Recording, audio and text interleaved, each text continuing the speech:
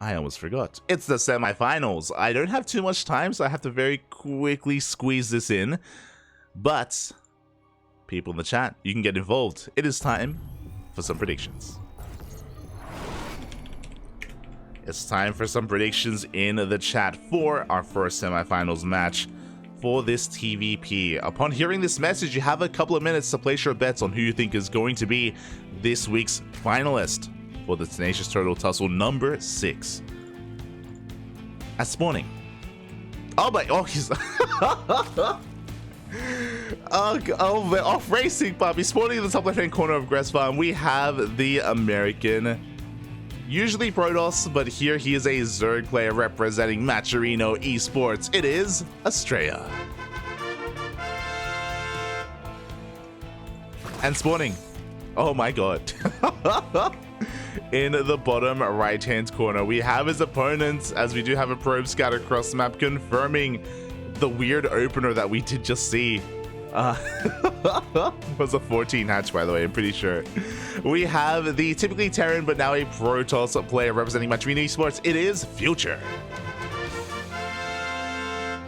So I'm really curious about a couple of things. So one, I apologize, in the predictions, races are wrong. Hold on, I should... They are...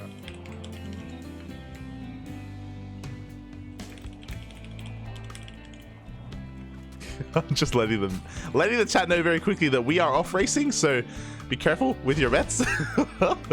As Astrea is going for a hatch pool opener, of course, did go for a very early hatchery so he doesn't get pro blocked or doesn't get pylon blocked. Of course, that's why Future threw down the question mark.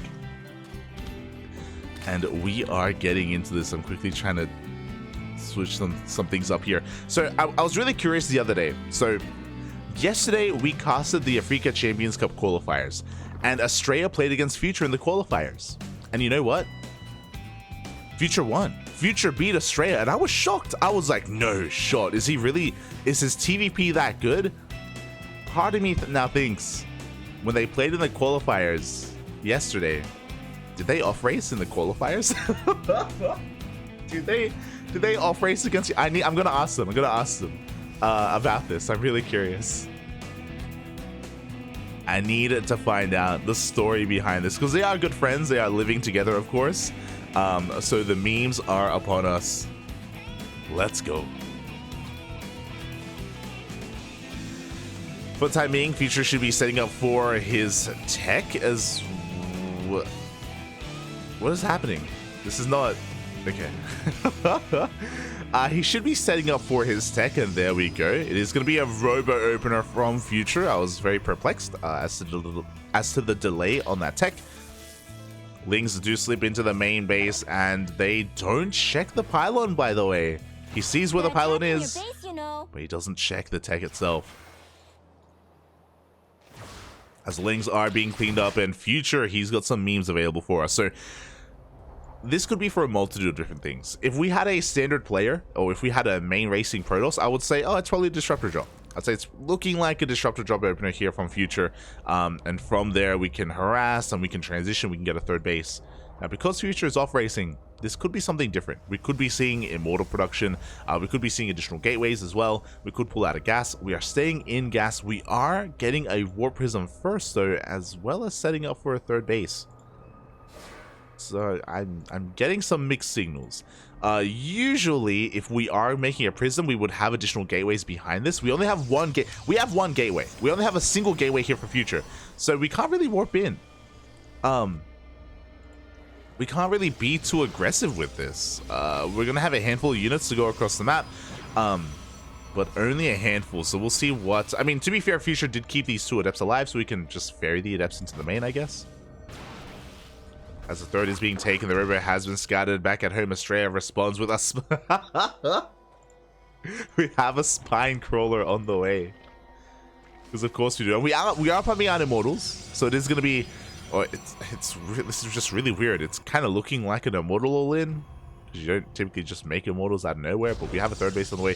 Now we have the Gateway Explosion behind this. First 2 adepts have rocked up. This Prism can only warp in 1 unit at a time. Adepts do shade towards the third No damage done yet. So far, good reactions out of Astrea. I know I've been focusing a lot on Future, but Astrea, he's just been droning. I mean, there's nothing. He's just been droning. And he threw down a Roach one as well, just to be safe against that Robo Opener. Adepts, they do shade in. They can one-shot drones. 1 and 2 drones are going to be going down.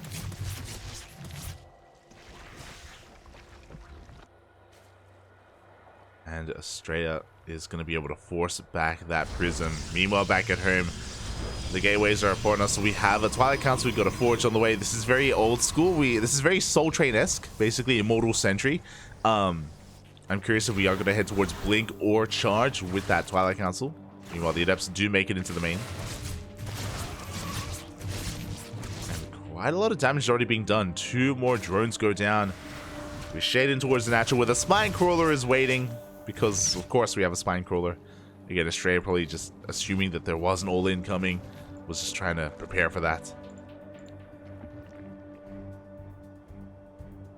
And so far, Future has done a really impressive job. Look at the units lost tab. He hasn't lost a single unit so far. 6 drones, 3 lings, and an Overlord have fallen. Really nice damage so far. The Prism tries to dump in, but we do have some good target firing out of Astrea. Does zone it away, does do quite a lot of hull damage. Wait, we skipped link speed? I didn't even realize. What were we spending our gas on? We have so much of it. No wonder. I mean, I guess we got the lair before the gas. I guess. Maybe we're afraid of DTs. Okay. Regardless, road speed, link speed, +1. Range on the way. It's too early for this. It's oh my god, as Future is going for a 9 gateway explosion. My god. In addition to the 3 he already has, 12 gateways off of 3 bases. This is going to be scattered by Astrea. Now what's worrisome is that did we just rally the Immortal across the map? No. We have, like, up until this point, Future has been very efficient, but he just threw away his first Immortal. Thankfully, we have 3 more behind this. It's okay. It's okay. Oh, we're clowning, Poppy. We're clowning. Now, the problem is, I don't think we can afford to use all these gateways. We can see here, we don't have the gas. We just warped in 4 Stalkers, and that's our gas bank. This gateway explosion would have made sense if Future had charge, right? Because you reinforce with Zealots, because we're spending so much gas on Immortals.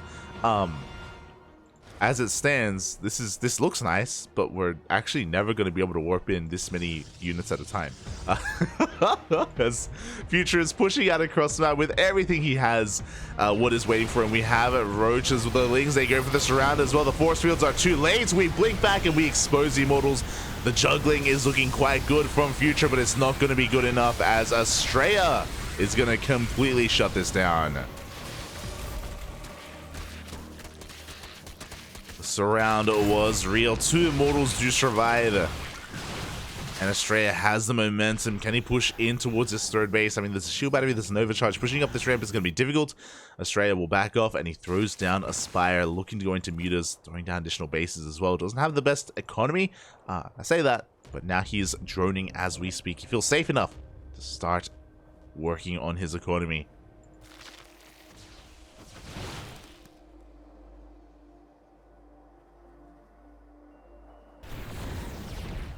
Meanwhile, in the main, the Immortal drop is putting in a lot of work. Slow Lots going for a bit of a run by across the map as well. They run into the Banelings. No! No! Okay, it's fine. The Banelings, they do waddle away. But the 3rd base is completely exposed. There's nothing here back at home. The Banelings are rolling on in as well. We can go for the natural. We can go for the 3rd base. Meanwhile, Astrea doesn't want to get caught out by the base trade. He's racing back home. He doesn't want to lose to anything crazy like this. We do have the rally coming in as well. Lings are trickling on in. They're going down. We do have Stalkers in the natural. Immortals in the main. We have gone full base trade. Does Astrea have enough to clean this up? Not the best trades with these Banelings, but he's going to clean up the Stalkers nonetheless. No sentries to force field the ramp. Spawning pool was sniped. Uh-oh. Spawning pool was sniped, but I just don't think that Future has enough. He does blink towards the low ground. Files are connecting with these Stalkers. Immortals are being saved, which is really impressive, but he loses the third base across the He gets 20 drones, but Astrea, he can afford to lose a couple of workers. His opponent is all in. And only a single Immortal and 2 Stalkers are saved. That was the entire army of Future. Yo, shout out to the crease thread of Astrea. It's beautiful. GG is gonna get called. Astrea takes game number 1. GG. Oh, let's go. I don't know what the hell just happened. I need to message Astrea.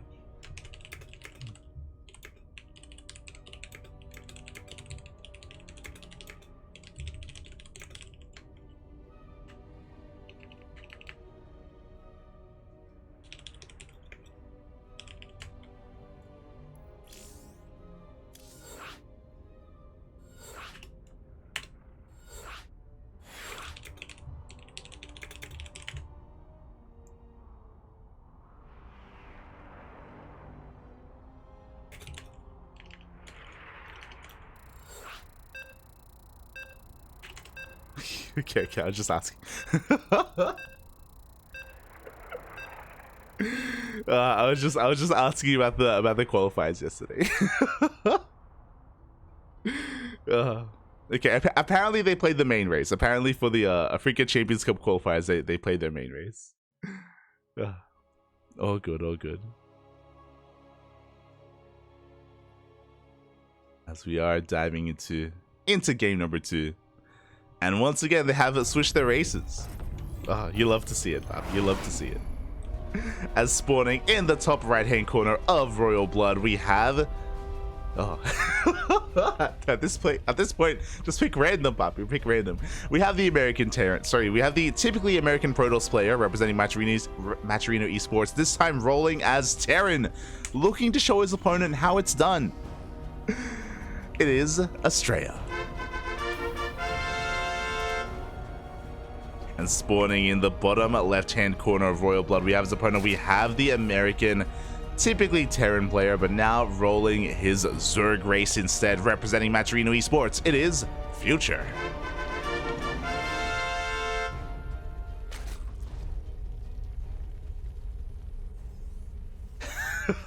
I see the chat catching up. The chat is having fun. Aye, aye, aye. We're freeing up more supply for gateways. True, true. As we have a hatch gas pool set up here from Future, and likewise we do have a Rex expand from Astrea. So I'm gonna try and keep a better eye on the production, because I feel like there was a lot going on in that last game that I probably should have tried to pay more attention to. It's just I take things for granted. I'm like, no, yeah, like they're playing standard, you know, it's just regular openings and it's anything but, because, you know, we're off racing. So I'm gonna try and keep up here with what they whip out. Again, this time so far, everything is looking normal. Everything is looking standard. I don't know how good their off races are. I'll be honest. I don't know whether they're like 4K, 5K, 6K. I don't know how often they off race. Based on that last game, I don't think Future plays Protoss too much. I'll be honest. Likewise, Astrea was also, I don't know, there's probably like a little bit of history, but in the last game, Astrea, he was playing a little bit scared. We saw the early Spine Crawler, we saw the early Roach Warren, we saw the delayed droning as well. But I'm sure that has more to do with the history they have with each other. I'm sure. As the first Reaper does make it across the map, he's going to be dancing with the Lings. In a couple seconds, the Queen should be popping out, so Future has to blast sometime. Up, he's looking for the surround.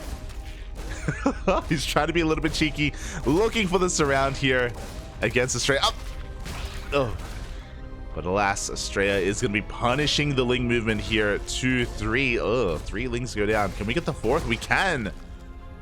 This is a rough trade for Future, not gonna lie. Losing all of his Lings to that first Reaper, just a little bit too cavalier. Meanwhile, Future, he throws down a Roach Warren. He didn't skip Link Speed. Link Speed is still in production, but the Roach Warren is thrown down. A second gas is being taken. Astrea needs to figure out what's going on. He needs to go for the scout. He confirms the third base, but he's diving into the main. He doesn't buy it. There's nothing too suspect in the main base, as the gas was taken to the natural, and ooh, Astrea is not headed towards the natural base. He doesn't know what is coming his way. Back at home, Astrea is setting up for a 3cc 2-on-1 actually. Okay, interesting. I would do this as well. If I ever off race as Terran, 3cc 2-on-1 seems like a lot of fun. As the Hellion does dive on in, and oh no, they are denied entry into the natural once again. He does see the second gas geyser. That's already a piece of the puzzle. There's no reason to have a second gas geyser right now as a Zerg player unless you're teching up in some way. We get us around. The Hellion does fall. Astrea losing all of that map control, and Astrea may just meet his end. Because this is a 2-on-1, there is no tank. We have very delayed factory production. We only have a handful of Marines to work with right now. And the roaches are coming across the map. There is no starport. There are no banshees. Uh-oh. And, yeah, with the flood of links coming across the map, that may just be it. That may just be it. We have 0 units right now for Astrea. Stim is being surrounded. Boys are being pulled. The roaches have arrived, and Astrea is going to lose everything. Stim will be denied. We've got a couple of Widow Mines on the way, a couple of Marines as well, but alas, he was unable to scout what was happening. And because of his build specifically, like, again, he just didn't have any tech units to work with, whether it was tanks or banshees or even additional Hellions to help out with all those lings. This is looking to be almost getting any damage. The friendly fire, no! The friendly fire! Future drags the mine shots into the SCVs. And I mean, with that, these roaches are gonna get cleaned up. Astrea's gonna try to recover. He's gonna try.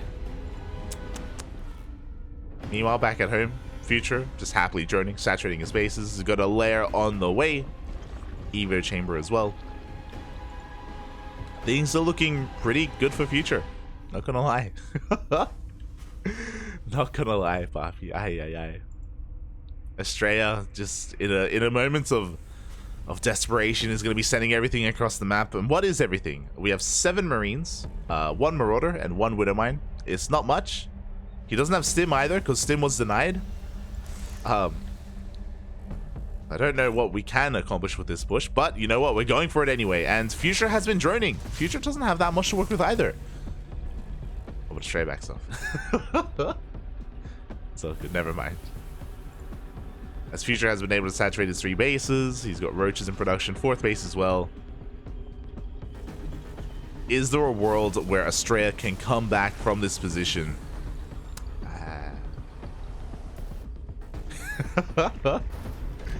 With the tech that we have right now, no, I don't. It's gonna be difficult. It's just gonna be an uphill battle for Astrea. If he was playing mech, if he was headed towards Banshee production, you know, going for one of these avenues of like hyper efficiency or a way to harass across the map, then sure. You know, as Future, he doesn't have any spores, for example. Has very limited queens. But because we're going for a more straight up like bio tank composition, we're stuck at home. We are stuck at home for quite some time. We don't have Stim either. Once the medevacs come out, I guess Astrea can go for drop play. And he's going to be testing the defenses here of Future. We'll see if Future can split up his army, can defend against said drops. I say drops, I should say drop. As a single medevac is zooming across the map.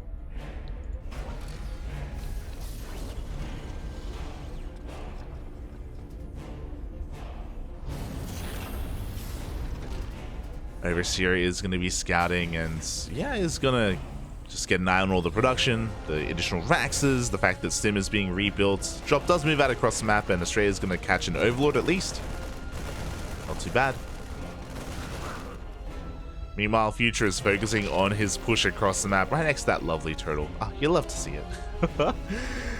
This base is very under threat. We have tanks on the high ground, very aesthetic positioning on those tanks. Well, the drop does come in, and we do have plenty of roaches back at home to defend. Future shouldn't be with too much issues. He has high ground vision. The tank on the high ground is going to go down. We will be looking to deny mining here at the 3rd base.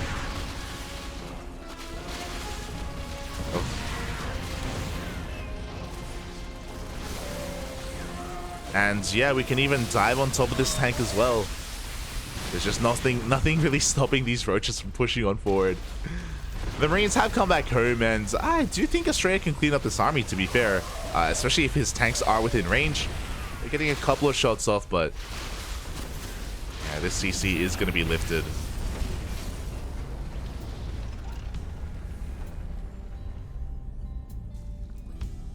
And yeah, Future, he didn't really lose much across the map. The drop was forced back home. Astrea being contained to 2 bases. More roaches coming across the map as we speak. We got +1, +2 carapace on the way for some reason. I don't. I mean, that is gonna help the bathing transition. Meanwhile, yo, Future, he's just like with Protoss. Mate, you got a bunch of minerals, just throw down gateways. Here at Zerg, you got a bunch of minerals, just throw down macro hatchets. You know, he's macroing, Papi. He's macroing. Let's go.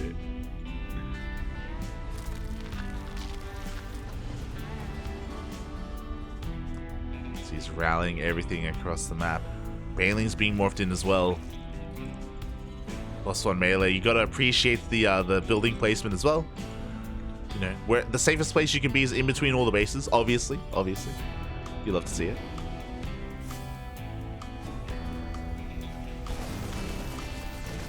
Oh, as Astrea was in the midst of pushing out, Future pushes in once again, and you know the tanks are doing what they can in the back line, but they don't really have the range that they need to push this army away from the 3rd base. They don't really have the positioning that they need either.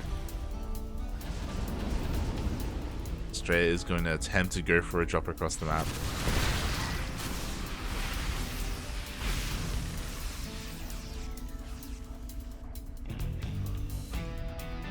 Yeah, Future, he's just pulling back for the time being. He is giving an opportunity for Astrea to muster up a larger army, but Future is about to hit with Baneling Speed. That's really all he's waiting for, I feel. As soon as Baneling Speed kicks in, I should be looking to lay siege upon that 3rd.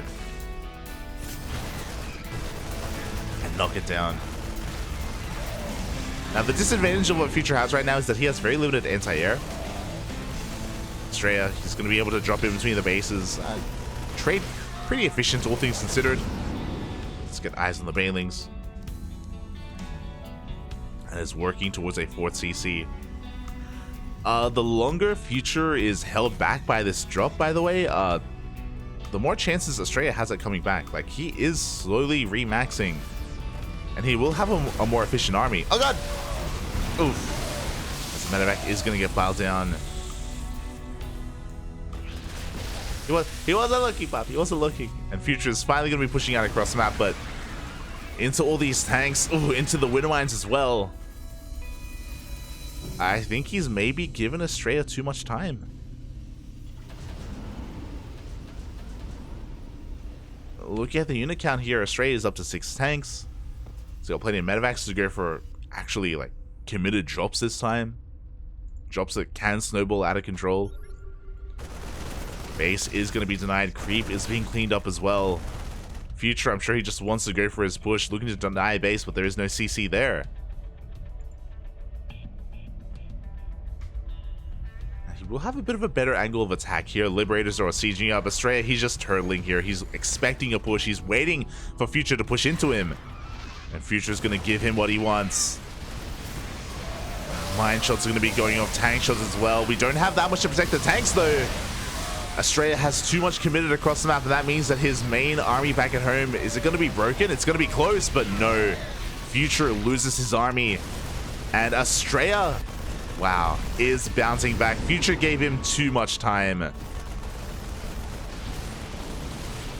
And with that, 20 drones go down. Bases are falling left and right.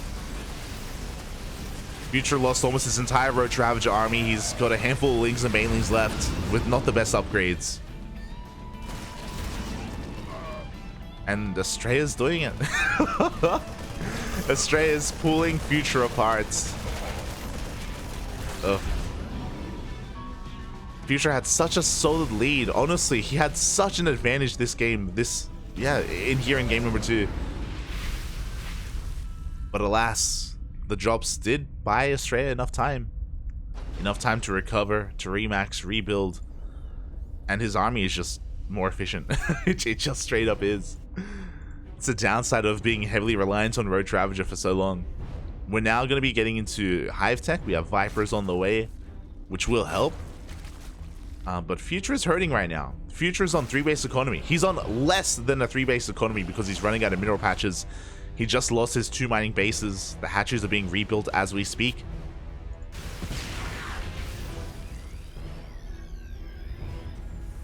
And Astrea's bouncing. He's ahead. I would say Astrea's ahead right now. 3-3 is about to kick in. As soon as he maxes out, he can start pushing out across the map. And when he does, Future won't. He's gonna have a hard time stopping him. The Vipers are gonna be the linchpin here. Vipers with good blinding clouds, they can help alleviate some of that pressure. He can deal with these tank lines. Oh my god! But the drop play just doesn't stop.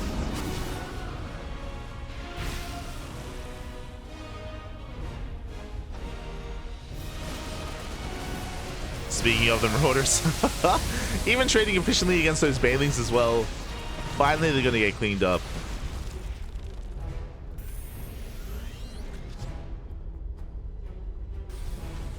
And we can see Astrea taking his 4th, taking his 5th. Yo, this is a live VIP ladder game. This is what this is. Ay.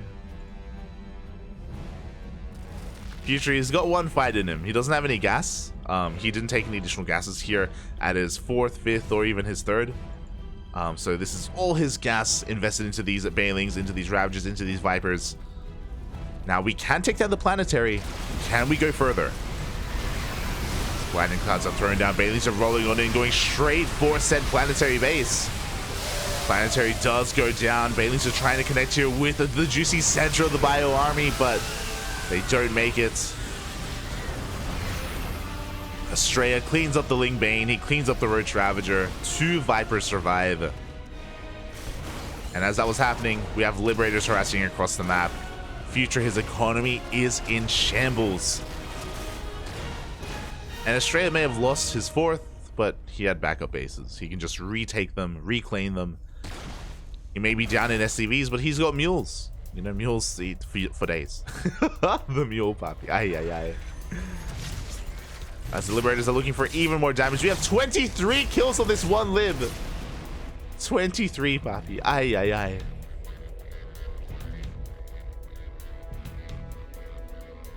This Future is going to try and come back in this game. Remaxing here with Ling Bane. Very limited anti-air. The Liberators finding even more damage.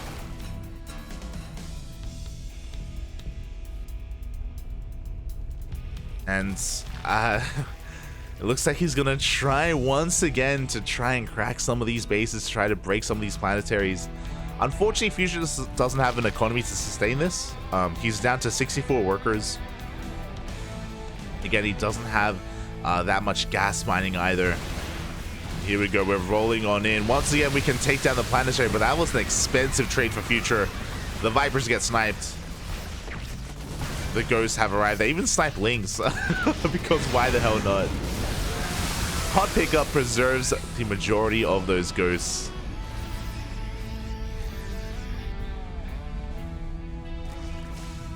And Future is hanging on by a thread.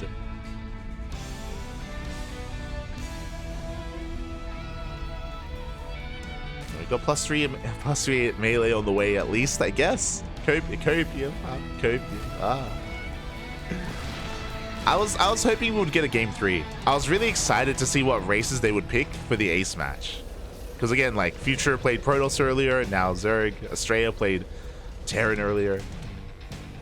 Sorry, Zerg earlier, now Terran. I was really excited for the ace match. I wanted to see what they would whip out. We almost got there. But alas, Astrea was able to turtle up well enough, and now he's got like the perfect composition. I say that he's got his ghost out already. He knows the power of the ghost. He goes for some scans, trying to figure out what's going on. We have a Spire on the way for Future.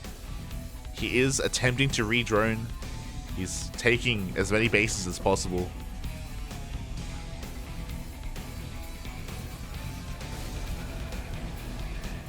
With this Spire, he can get into Mass Muta. He can maybe try to go towards Broodlords.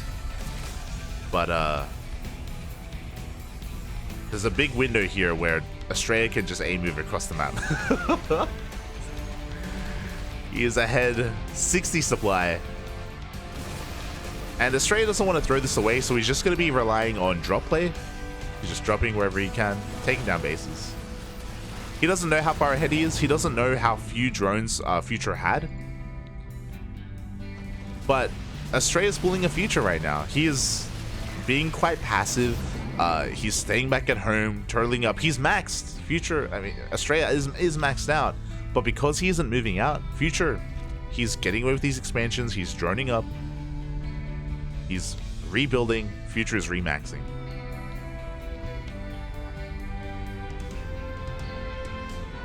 So Future is still in this. Despite the gravity of the situation, despite how rough things are looking, Astrea isn't attacking. He's throwing down 5 bases. He's gonna make 5 planetary. Like, Astrea is not concerned with moving out with his main army. He's just going for these drops instead.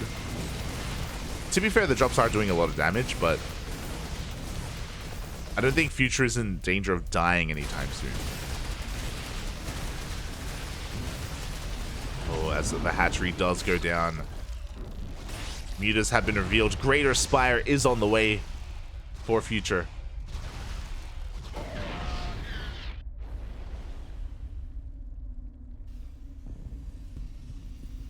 Now the question is, all these CCs, are we actually going to turn them into planetaries, or are they going to be orbitals? If they turn into planetaries, we're clowning, Fafi. Aye. They're going to be orbitals, right? Yeah. Hopefully. As bases are being taken.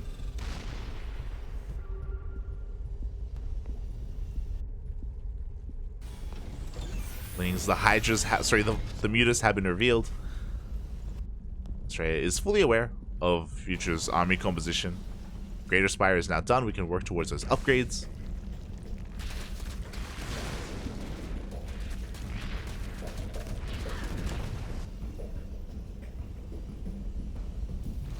We have a game. Oh god. Thors are in production. We're going Ghost Thor tank. Let's go. And yeah, Future has been allowed to remax, has been allowed to take additional bases here on the right-hand side. He's got his gold up and running, reclaiming control of the bottom left as well, on left-hand side. He's going to attempt to push in. We do have some solid EMPs on those Vipers, but the CC does go down.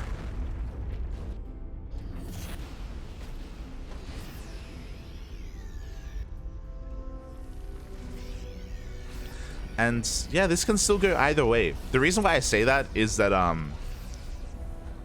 maybe Astrea never attacks. If he never attacks, you know, maybe Future can get to like a mass Broodlord Infestor army, you know. And if that happens, oh, as we're scanning everything. The mass scans from Astrea. Aye.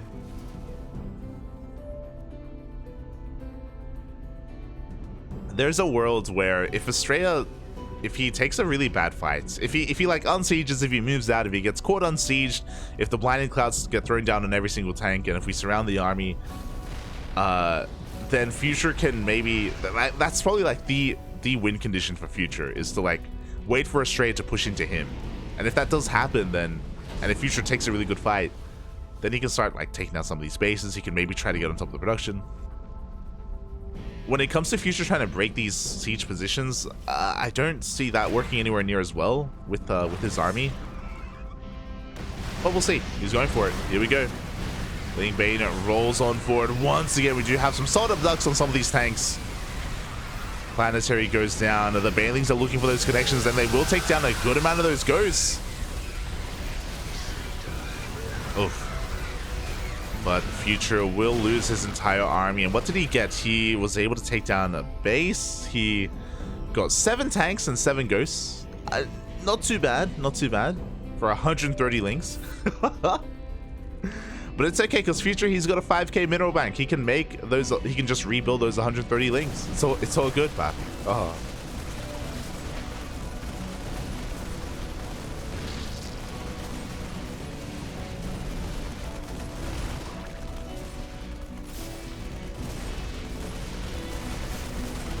Here we go, as the lings are going to try and clean this up. Oh, we do end up losing one of those Vipers, fortunately, but Up is finally being forced back.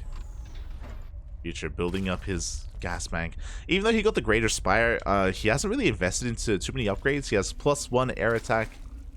There we go. The Broodlords are in production. Now, I would appreciate this Broodlord switch if Astrea didn't already have Thors and Ghosts. He's already got an anti-Broodlord army. He's already ready for this sort of thing, so Broodlords aren't going to be as effective as they otherwise would have been. Drop comes in once again, taking down another 10 workers.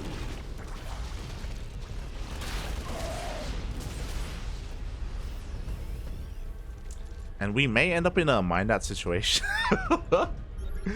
If Astrea refuses to attack, we may end up in a situation where we just mine out. Aye. As the Broodlords do deny base. They siege upon that planetary as well. The Ghosts and Thors are pushing forward though. Again, he wants those Broodlords. Up. Oof, yeah, the snipes are real. Vipers go down, Corruptors. Well, these Broodlords do get softened up and they are being targeted down one after the other. That's what I mean. Broodlords, they can be good at times, but against Thors and Ghosts, not so much. As 2 Broodlords remain. Lings get annihilated trying to go up against all these Thors. The drop play up. As Future will lose his army. At the same time, a drop over on the right hand side, taking down the mineral line.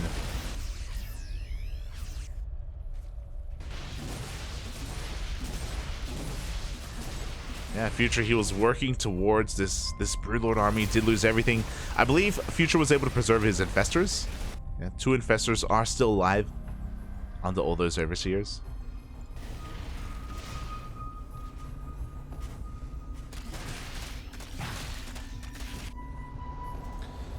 And Astrea is going to have to remax. Did lose quite a bit in that fight. Future lost more. Oh my god. He's remaxing on pure Ling Bane. Let's go. Scans do confirm that. The tanks are being brought forward.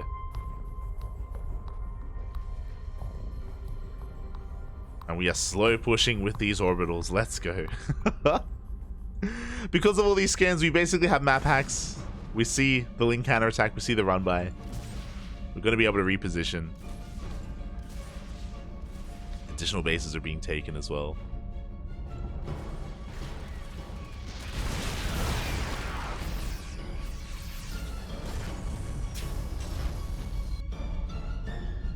The leapfrog of the orbitals. Let's go. Oh god. This is almost Honmono-esque. Almost.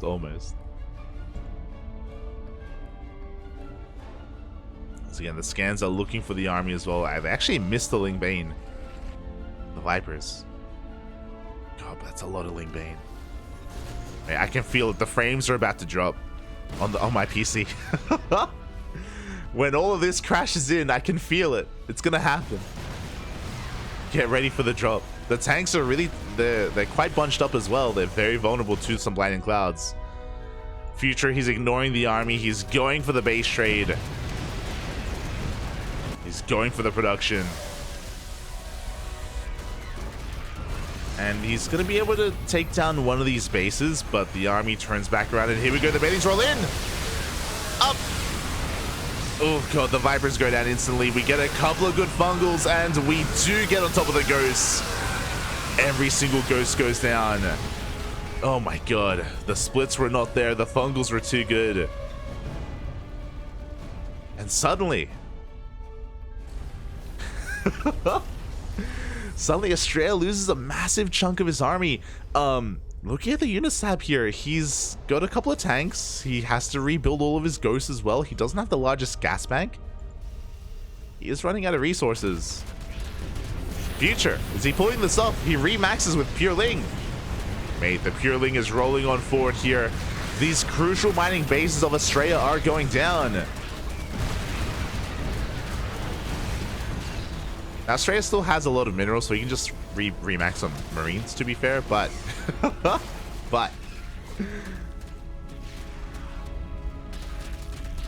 with the death of these bases again, he is running out of gas. And we're having a harder time remaxing.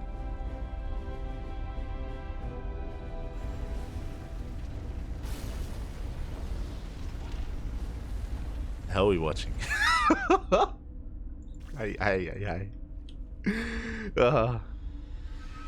Future just committed to the Lingbane Viper Infester. I appreciate the spellcasters. I do appreciate it. Definitely. But yeah, that's something to bear in mind. Like, Astrea doesn't have a gas bank, so if he takes a couple more bad trades like that, if he loses his ghosts once again, they're quite expensive. Are quite expensive. Does need to be careful with these trades.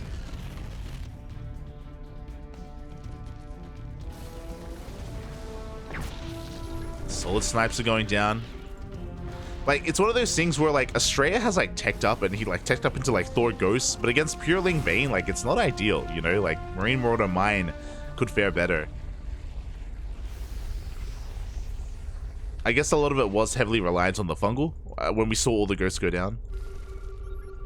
If that hadn't happened, we'd probably be seeing a very, very different outcome. As Astrea is taking bottom left. Solid EMPs on those Vipers. Snipes as well. Oof.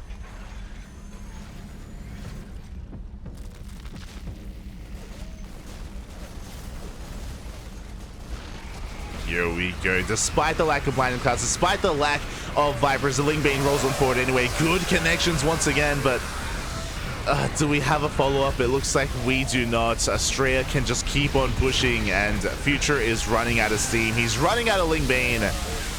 That was all he had. And it looks like Future has been broken. He's trying to remax, but GG gets called.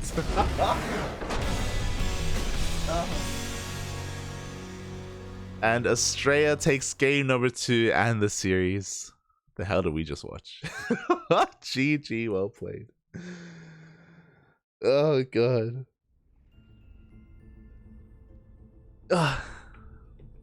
GG.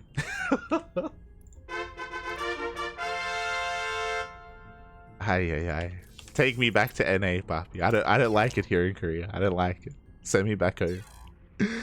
But congratulations to Astrea. He is going to be advancing on to the grand finals, where he's going to be waiting for his next opponent. Next opponent, of course, will be one of two players, either Casimir or Honmono. We have a couple of updates on the bracket as we do switch our scenes over. We do see that Honmono was able to take down Reaper 2-1. Reaper, of course, the American Zerg player. Love to see him. Did end up getting taken out. Meanwhile, Casimir took down 11-2-0. So Casimir versus Honmono coming up next. Oh, let's go.